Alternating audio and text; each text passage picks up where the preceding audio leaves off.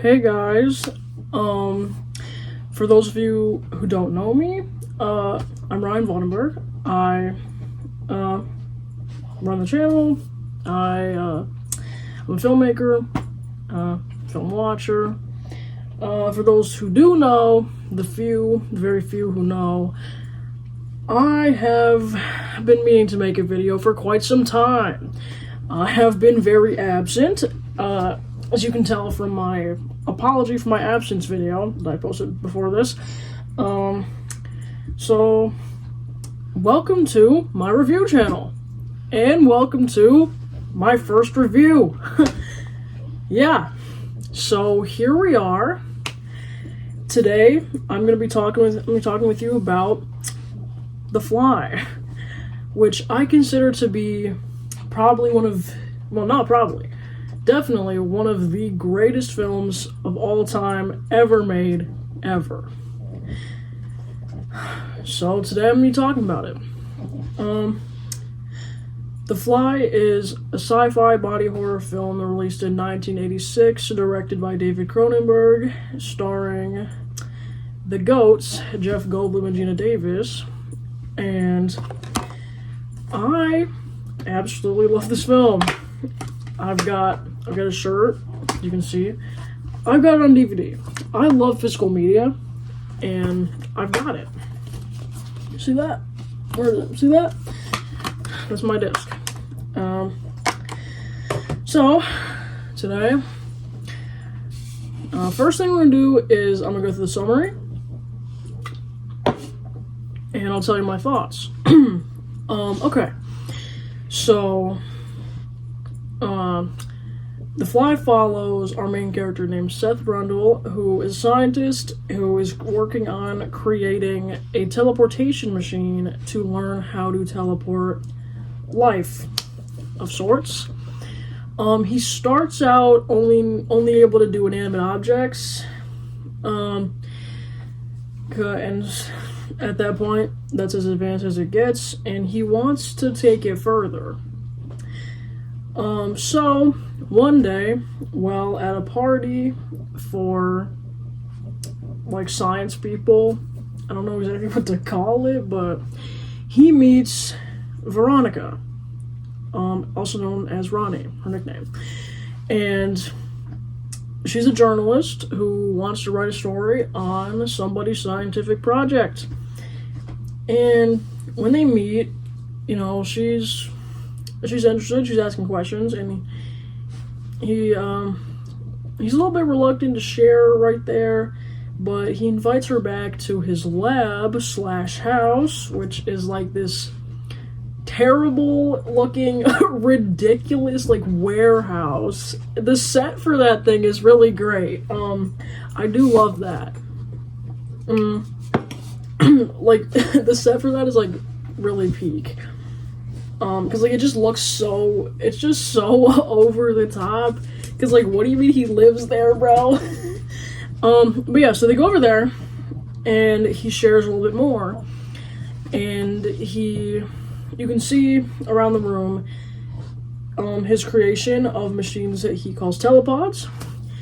And at first, she doesn't really believe him. She's kind of like, oh, what's that, a phone booth? And he's like, no, that's my telepod. And so he asks her, like, do you have an item that is personal to you? So she takes off her stocking and gives it to him, and he puts it inside the telepod, and it teleports. And she 50-50 believes it. But after a while, she starts to believe more. And so she wants to write the story about him. Problem is, he doesn't want to be written about. So, she tries to record it, and he catches her recording it, and he's like, you can't write about me. I'm not ready yet. She's like, well, and he's like, I would never told this to a journalist. And he's like, well, you did tell this to a journalist. And I like that part. And so yeah. So what happens is like, yeah, so she decides she's gonna write it, and she makes him agree eventually. And he's like, well, you can write it once I make more progress. Hey, excuse me. This loud odd phone, bro. And you go over there. Got the back. Yeah. So, my bad, I had to pause there. So she takes the story up with her editor slash ex-boyfriend, Stathis Mormons. I hate that guy. I hate this guy so much. He may be one of the worst characters ever. Despise this guy. Oh my gosh. So she takes it up with him, and he's like, yeah, I don't believe this. Yeah, he's conning you, he's faking. It's not real, don't trust this guy. And she's like, well, I don't care, I believe it, I'm gonna write my story because I want to. And so he's mad about that, he's pissed about that. Yeah. So eventually, what begins to happen is Ronnie and Seth, they start to develop a relationship, actually, which eventually will turn into the greatest on-screen love story of all time. Absolute peak cinema is upon us, okay? But yeah, so they start hanging out, they start getting into it. And so it starts that Ronnie is going to start documenting Seth's progress on creating the telepods. And so they are recording, they're recording their tests, and so what happens is Seth, he wants to do more than just inanimate objects. So he's like, you know what? We should try an animal. So they go get this baboon, bro. And they put him in there. They think it's gonna work because he updated the computer a little bit. But what happens is, don't watch this scene while you're reading, guys. What happens is they put him in and he explodes. That's like we get like the first scene of gore in this film. Like, this is what's telling you crazy shit's coming later. But yeah, so they record this failed experiment, and they're like, oh my god, we just killed that thing. So yeah. So after that, Seth is pretty mad about this. He's not feeling great. He's pretty disappointed in himself. And so they kind of take a break from the documentation for a little bit. And then now there's just parts where, remember that fucking editor guy? Oh, Stathis Mormons, he's getting freaky, he's getting weird. So Ronnie goes to her apartment just, to go home, and she finds him in her shower. Literally, like, why, buddy, why are you taking a shower in a house that's not yours? Hello? Like, yeah, he's a strange person. Like, he may be one of the most unique characters I've ever seen written. Like, honestly, I hate that guy, but I'm glad he's there, And so, yeah. And they kind of have a conversation where she's like, what are you doing in my house? And he's like, I used to live here, because he did, because they used to date. And so she's like, they have a little argument, they get into it a little bit, and she's like, yeah, get out of here, why do you keep coming back, why do you still have a key, why didn't you throw that away? And he's like, well, maybe you'll want me back someday. She's like, no, I don't. And so, yeah, that gets crazy. And then, yeah. So after that, Ronnie and Seth start to develop their relationship even further. And they are getting prepared to make more tests on the telepods. So yeah. So there's this one scene where actually, whilst they are having sex, they come up with the idea of how to fix the computer and figure out how to teleport life.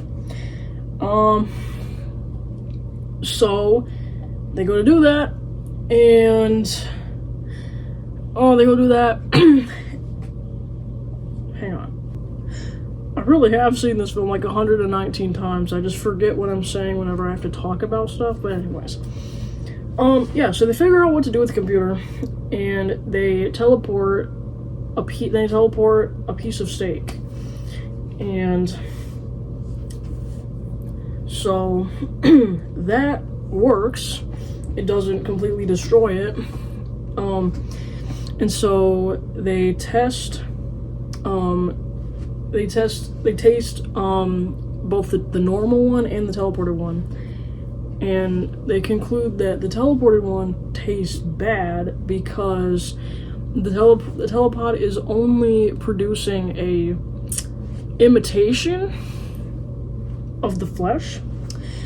So that leads to another discovery that has yet to be made, and will soon be found out about. So yeah. Okay. So after that problem happens, they eventually figure out how to address it, and they send in. So after that, they send into the telepod another baboon, and this time it does not explode. It comes out normal. So now we finally have the definitive proof that we can send life through this thing. That is great. Yeah. So after this, the relationship continues to blossom, and they are kind of planning a vacation with each other. You know, that'd be pretty great. So Ronnie decides that she's gotta kind of sever the ties of her old life and get rid of Seth Borns. Hate that guy. That guy is the worst. So she's gonna go talk to him and finally get him out of her life so she can focus on this project and her relationship with Seth.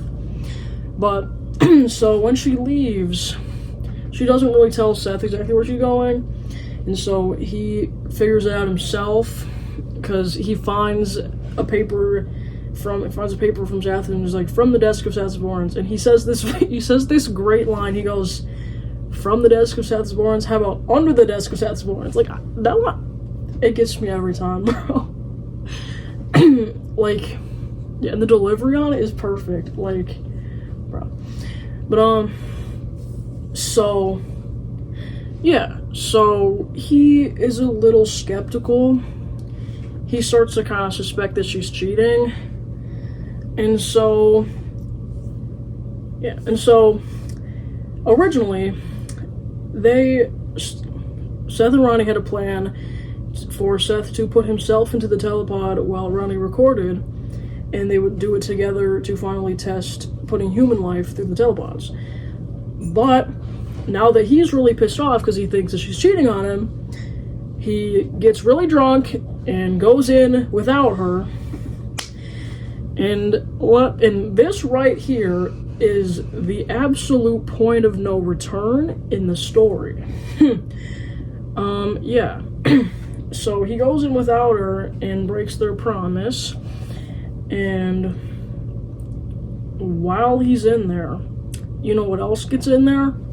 A fly. Which seems like nothing. Seems like no big deal. It's a very big deal. It is a humongous deal. It's the entire plot. Yeah, so he goes in. The fly goes in. He doesn't know that. And he thinks that everything has gone fine. He thinks it's all okay. He comes out feeling better than ever before, and he's still kind of mad at her. He's having like some little mini monologues about it, and yeah, so, but unbeknownst to him, something even worse than a cheating scandal is about to happen next. Man, I absolutely love this inciting incident because it's such a simple mistake, and it comes from such a human behavior. Like, you know, it's like really, it really shows like how if you're not careful, you know, your emotional response to things can just absolutely cook you. Like your life as you know it can get completely blown out of proportion because of one little mistake. Like, literally, he gets upset that he thinks his girlfriend's cheating. He gets drunk, and all of a sudden, he's about to turn into a fly. And he's about to have his whole body destroyed. Just because of that. It's magnificent. Like, some of the best writing ever. Like, I love when something so horrible comes from something so small that you would never expect to cause that. It's great. It's beautiful. But anyways, yeah, so eventually, after that whole thing happens, and he's first come back out, he finds that he's feeling really great. Like, the process of teleportation kind of gives him some extra strength, some, you know, extra positive feelings, extra sex drive, stuff like that. And, you know, also some extra anger though. But yeah.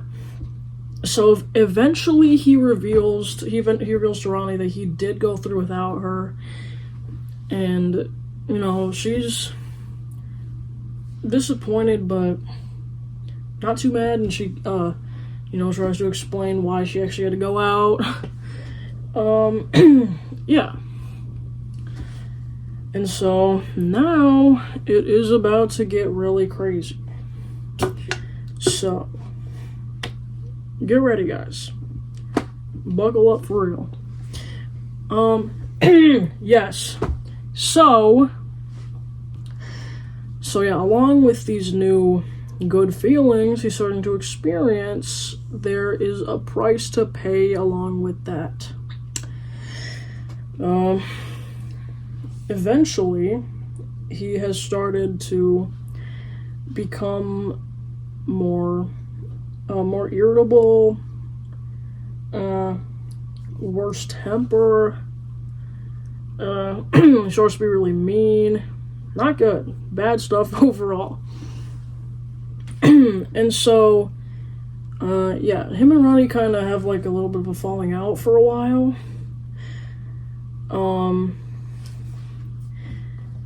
Oh, hang on. I missed some stuff. I did miss some stuff. I need to go back. So, yeah. There was a point in time where, while Ronnie and Seth were in bed together, she notices some unusual hairs from his back. And she's like, what are those? And he's like, I don't know what those are. And so she has taken a sample of them, sent it off to the lab, and eventually, after they have fallen out and then eventually reconnect with each other, they reconnect with each other when she comes back to his lab/house and reveals that the test came back for those things, and it turns out they are not human and more likely insect hair. Direct quote, by the way. So yeah, and they both start to question whether or not he has like a disease, sickness, what caused it, what exactly the telepod did to him. And so, yeah, and he starts to gain more physical strength, more negative attitude. He overall starts to become a changing man. And they have an argument. They go at it a little bit, and she's like, I think you might. She's like, there's something wrong with you when you went through there. You're sick. And he's like, no, I feel the best I've ever felt in my life. Does this look like a sick man to you? Can a sick man do this? And he like punches the wall and like breaks the whole wall. One of the many amazingly acted scenes in this film. I really, really love it. So, yeah. So she gets tired of his shit and leaves again. And so he starts going a little crazy. And he goes out on this night in the city. And he pulls up to a bar and sees like this random prostitute lady. And there's these guys who are arm wrestling each other, and he's like, hey, I bet $100 I can beat any one of you. And they're like, really? I don't think you can. And he's like, yeah, I will. And if I win, I get to take the lady home for the night. So, yeah. And so he goes over there, and they're kind of like making fun of him because like he's also got like a crazy sugar addiction, like how flies like to eat sugar. Like there was a scene like a couple scenes ago where like they're in this restaurant, he got coffee and he was just putting sugar in it continuously, and it's like crazy. And so yeah, in the bar he's literally just sitting around with a candy bar and like looking goofy as hell. And so they're laughing at him, and he's like, I can beat you. So he goes over there and then fights this one guy and breaks his arm. The whole thing, the bone even comes out. The practical effects on that is fantastic, by the way. Love that part. Whoa. Yeah, and so you're like, oh man, something is happening to this guy. Which, you know, like we couldn't tell before. We could already tell. But, yeah. Yeah, so now he's out here hurting people randomly. And then, so the random prostitute lady, he takes her back to his lab/house and tries to, and they have sex, get freaky. And eventually, like the next morning, he's trying to convince her to go into the telepod, and she's like, I don't want to do that. Rightfully so, queen. And she's like, yeah, I don't want to do that. No thanks. And he's like, well, it'll make you feel better. It'll make you feel sexy. And she's like, I already feel sexy. And he's like, but you'll feel more sexy. And she's like, yeah, no thanks. So then he starts trying to force her into it. And then Ronnie shows up, actually, and she drops the most banger line of all cinematic history. Like, this is a line everybody probably knows whether or not you've seen this film. She pulls up and drops this banger. Because Seth is like trying to put that girl in the thing, and he's like, don't be scared, it's not scary. And she's like, I'm afraid. And he goes, no, don't be afraid. Then Ronnie pulls up and says, no, be afraid. Be very afraid. Absolute peak. The greatest line ever spoken ever. I can't believe this. Like, literally everybody knows that quote, whether you've seen it or not. Like, this is like generational knowledge. You could say that to anyone. So you could say that in any room, somebody's gonna pick it up. Like, this is the tagline of the film. Whenever I get to that part, I'm absolutely geeked. I'm like, it's coming! It's great. Peak. Oh. Like, oh my gosh. Like, in fact, I'll play it. No. Be afraid. Be very afraid.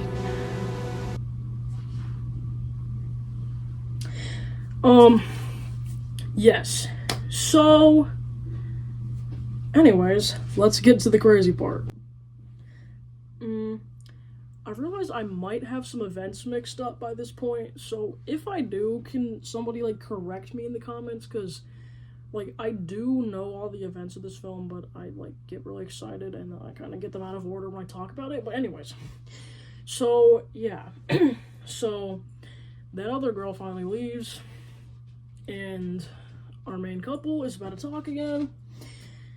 And it is crazy. And he's showing even worse signs of all this. And they kind of discuss the whole, like, disease thing.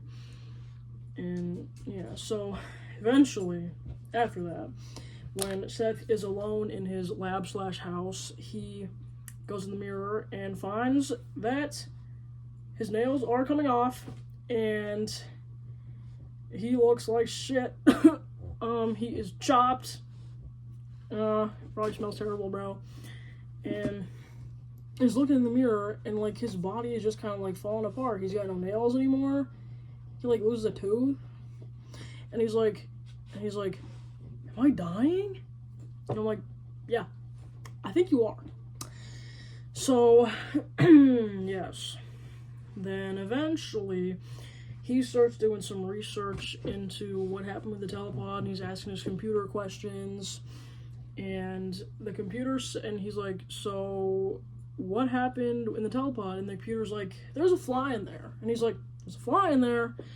And so, yeah. So then it's revealed that there's like this ultimate reveal thing where there's a big picture of a fly shows up on the computer screen, and it's like, yeah, so two genetic beings went in there at the same time, and now you are experiencing the side effects. The fly is inside you. So, that's the realization, and now it just gets nothing but worse from here. Whoa. So, later, let's do a little time skip to where he's worse. So, eventually, now, like, his entire body is absolutely, like, falling apart, and he looks terrible. He is, yeah. Body horror is beginning. So, he looks crazy now. And, so, eventually, Ronnie comes back to his lab/house and goes to see him. And he is looking 100 times worse than the last time she saw him. And she's like, oh my gosh, what happened? And they exchange a hug. And he shows that now he has some more abilities of a fly. And now he can do that thing where flies throw up on their food before they eat it. Yeah, so he goes to show her. Like, he picks up, like, it's like donut. And he's about to eat it. And he just does the thing on it. And she's like, absolutely terrified. And it's actually a fun fact about this, apparently behind the scenes, Gina Davis reacting to that was actually, like, genuine, because she hadn't seen the practical effects before, so she was, like, actually shocked by it. Like, that's such a fun behind the scenes fact. I know, I love those. I love moments of improv. It's great. We love that here. And, yeah, so he's like, so the computer informed me that I went in the telepod with a fly, and now the fly is becoming part of me, and I'm becoming one with the fly. And, yeah. So, eventually, time skip. He continues to get worse, and his condition downgrades further. The practical effects turned up to 17. It's so visually stunning, also visually disgusting, but beautifully impressive, disgustingly beautiful. The practical effects from the 80s, can we please give a shout out to the practical effects of the 80s? Please.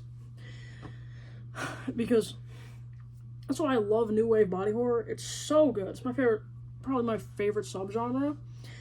Like, the amount of talent that goes into these is just fantastic. Like, like, this film would be so different if it didn't look good. Like, the visuals on this thing are like 40% of the impact. Because, the other 60 is writing and acting, and the score in this film, which I have not mentioned yet. It is so good. Anyways, back to the plot. Yeah, so he continues to get worse, and eventually he does more research on the computer and finds out that his own DNA and the DNA of the fly are splicing together. And him and the fly are going to become one hybrid being. And he names it. He names it Brundlefly. We love Brundlefly in this household, okay? Like, one of the most iconic creatures ever. I'll let my dog out. So, as Seth / Fly / Brundlefly continues to deteriorate, Ronnie is kind of informing chopped freak Seth Isborans, and he's like, don't go back to him. He might be contagious. He's gonna infect you. And she's like, but I have to go back. I love him. And so he's like, how about you show me what's going on with him? And so she's like, okay, I'll show you. And so when she goes back to see him, as he's like in a worse state than last time, he records like an educational video about how he can do the like fly eating thing. And he presents it as like a children's learning video. It's kind of funny. He's like, so today, kids, I will show you how Brundlefly eats. It's just a great scene, okay? Like, his acting is amazing. Like, I love Jeff Goldblum's performance in this. Like this film was Oscar nominated, but just for the makeup, which it deserved and it won, but nobody was nominated for any acting category. If that was a nomination, he would have won. Because, like, honestly, this is one of my favorite performances ever. Like, but yeah. So then they finish the video, show it to editor Zathis, and he watches the video where it just shows his reaction to it while the video is off screen. I do sometimes like that. I like when they do moments of subtlety like that, because that's preparing you for the worst visuals coming in the future. But yeah, so it shows him reacting to it, and he's like, oh my god. And fast forward, guys. So eventually Seth is getting even worse. It just doesn't stop. There's no end. Oh my gosh. It's ridiculous. Like, oh my god, why is all this happening to this poor man? And like, yeah. Like, I really love the unique approach to, like, his attitude toward the situation, because, like, he's clearly scared, he's clearly afraid, but also curious, and has a scientific outlook on it, and he's like, I want to know more about this. I'm kind of content with, the furthering worst stages of this condition, because I can research it, and it's pretty, and it's kind of cool. And he kind of, like, distracts himself from the fear of that it's killing him by having a scientific curiosity and optimism. It's great. One of the greatest performances ever, I'm telling you. And so, yeah. Eventually, Ronnie discovers that she is pregnant with Seth's baby. And she's like, oh my god, I I'm gonna have a kid with this guy, and he is turning into a gross fly creature. Uh-oh. So she thinks about it for a minute, and she's like, I have to get an abortion. So, because she sees Seth again after figuring out the pregnancy, and she sees him even worse, and he's kind of like losing his sanity too. He's like physically worse, he looks horrible, there's blood everywhere, gore everywhere, his body parts are coming off, and he's losing his mind, and she's like, yeah, I'm not having this baby. No way. So eventually she goes to Editor Sathis, and she's like, I need to get an abortion. And he's like, right now? She's like, yeah, I need it out of me. I can't have this thing in me. And he's like, okay, fine, we'll go over there. So they go to like the gynecologist, and the doctor is actually played by David Cronenberg himself in a little cameo. I think that's really cool. And so they meet that guy, and he's like, okay, we'll give you an abortion at like 3 a.m. All right. Because everybody like keeps going on this bit where they're like, in the middle of the night, and she's like, and then she's like giving this amazing acting, this beautiful performance. Like, why were neither of them nominated? Like, the practical effects were nominated and they won. Deserved. No acting noms.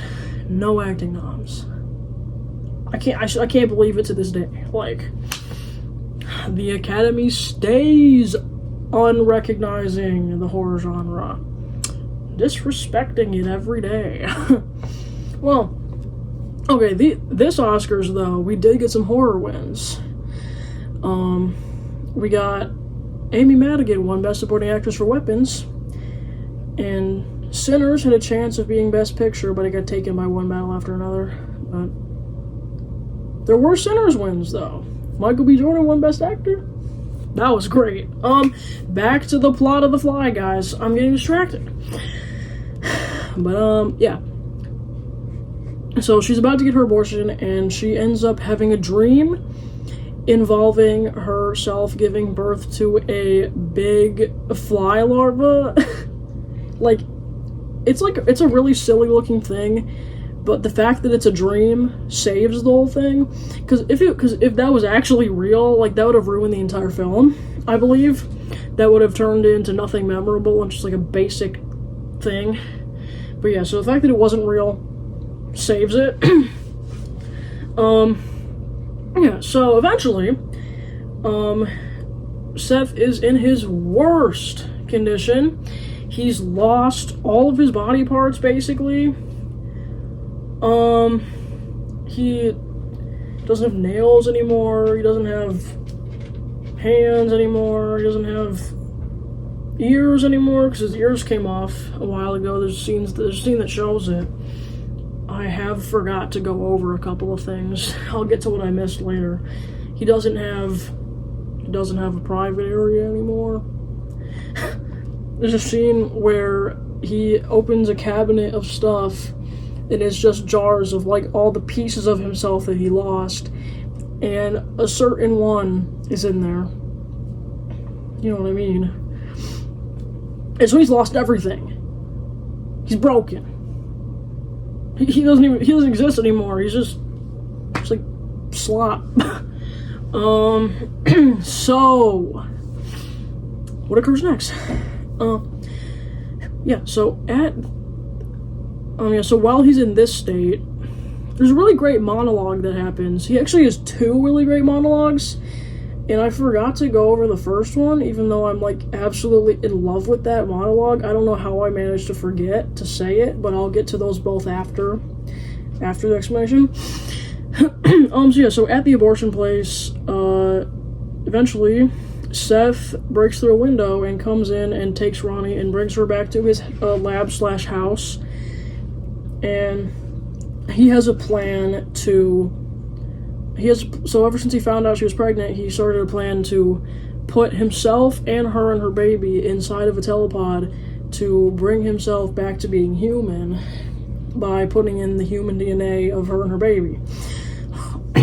So, yeah.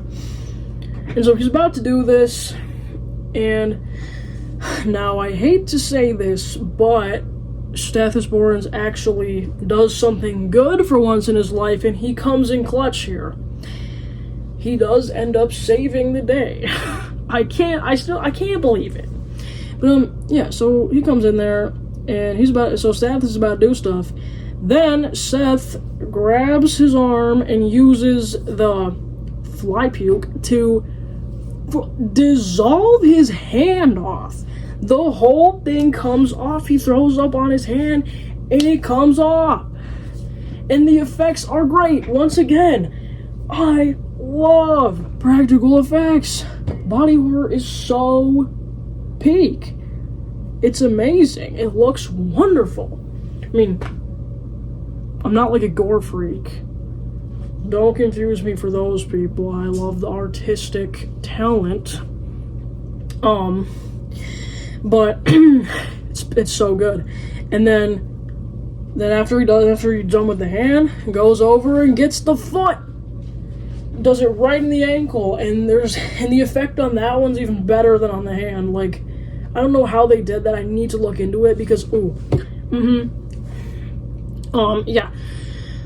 So he ends up throwing Ronnie into a telepod, and he's about to go in the other one. Oh, hang on, not yet. I forgot. I cannot believe I almost forgot to go over the little climax. Not yet. Pretend I didn't say that. So he's about to go try to put Ronnie into the telepod, and she's trying to get him to let go, and the transformation happens. The climax, the final steps into transforming into Brundlefly. Ugh! It is so good. The effects, I can't stop talking about the effects, but like, yeah, so she's trying to get him to let go. She like touches his face, his whole jaw comes off, and all the skin starts coming off, everything's coming off, it's all coming off. And she's like, and he finally becomes the amalgamation of Brundle and Fly in a transformation we have waited about 90 minutes for. It setting off the sequence of events that transpire in one of the greatest film endings of all time. Oh my god. I'm gonna have to show some clips. Like, no, I can't even show clips. Look it up. I will put links in the descriptions to my best scenes. Okay. But yeah, so the ending, the final transformation is the highlight of the film. It's what you come to see. The reason you watched it is so you could get to that part. It's such a rewarding time. You have experienced already. All the other scenes you've watched are absolutely amazing. Phenomenal acting all around. Phenomenal practical effects all around. Phenomenal storytelling all around. You're watching a perfect narrative. Beautiful story.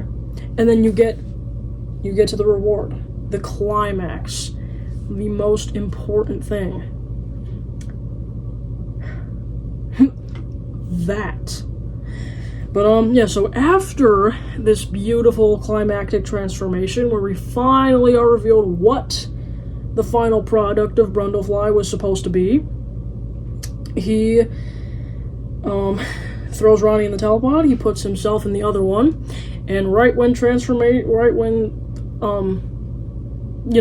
that is about to happen, Stethosborans, takes this gun that he had actually had a gun the whole time, forgot to mention his gun, shoots the wires between the telepod and prevents anything from happening to Ronnie, and she escapes, and Brundlefly merges with the telepod itself, and it becomes a three-way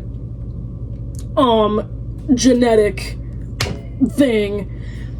So now we have Brundlefly telepod mutation. All of it is just one big mess. One big disgusting creature. And that's it. And so that thing falls out of the telepod. It's got like the pieces of metal stuck to it, and it kind of is similar to what is it, Tetsuo the Iron Man, if you've seen that. Yeah, so now it's more than just a merging of two organic creatures. It is two organic creatures and inorganic metal all in one, and it just becomes this slop. And so it falls down, and it's dying now. And Ronnie is devastated by this. The love of her life has been turned into a terrible creature, and it's crawling on the ground. It's crying. It's really, really sad. It's devastating, and all of this has led up to right here. And as he's crawling toward her, he no longer has any evil intent. He didn't really have the evil intent, because he really just wanted to survive, and for them to survive together and to bring humanity back into himself. And he didn't want all this to happen. He was never trying to hurt her. And yeah, so now the horrible amalgamation of Brundlefly and telepod creature crawls across the ground and looks up at her with like these terrible, depressing, like puppy dog looking eyes. It looks so sad. It looks so sad. I don't even, like, how do they manage to put this visible emotion into this thing, this creature that it has no appearance of human left in it at all, and you make it look sad, and it has like these noises attached to it too, and you're like, oh, it kind of sounds like a puppy crying, and it's really sad, and I cry every time I watch it. And so yes, and yeah, so finally Ronnie gets access to the gun that Sathis had, and she picks it up, and the creature takes its hand and puts its hand around the barrel of the gun and puts it toward its own head and looks up at her with these desperate eyes, and it's Seth using his very last piece of humanity left to ask her to put him out of his misery and end this suffering once and for all. Oh my god. It's the most beautiful thing that's ever been made, ever. I'm crying. And yeah, and so after some hesitation, because, you know, that's her man, but eventually she gains the courage to follow his request and honor his request, and she pulls the trigger. And that's the end. That's the end of Seth Brundle. That's it.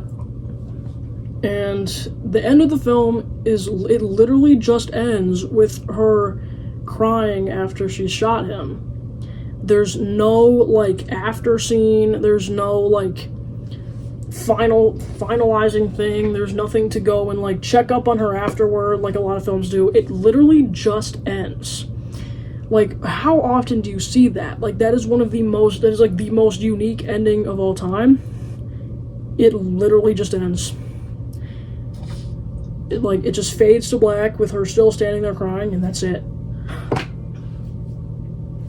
Oh my god. So, that's The Fly.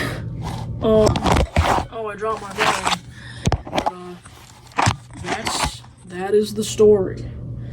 That is the story of the greatest film ever. The greatest body horror, the greatest sci-fi body horror, the greatest everything. The most beautiful, tragic love story ever written. I didn't really get to touch on, like, the full details of it as much as I wanted to.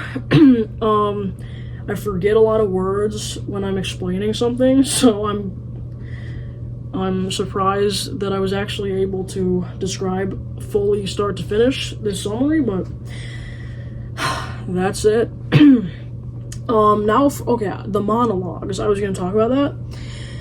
So there's 2 monologues in this film. The first one is from, when it's in the beginning stages of his transformation, and he doesn't look fully terrible yet, but he has this great monologue where it just shows you how insane he's starting to become and how his, like, mind isn't all there. And it just shows you the first hints of that, and it's, like, so well performed.